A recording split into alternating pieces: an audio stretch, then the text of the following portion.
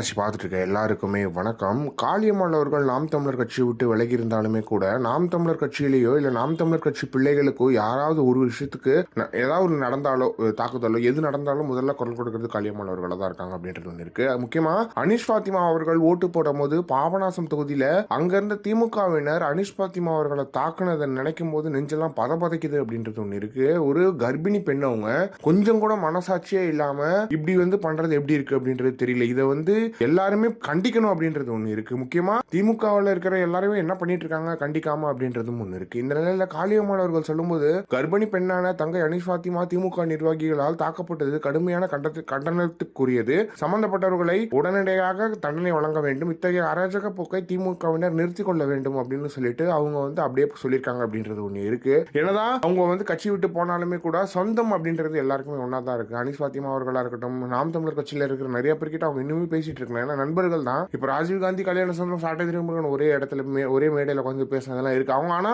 கொள்கை ரீதியா எதிரிகளா இருக்காங்க, எல்லா இடத்துல எதிரிகளா இருக்காங்க.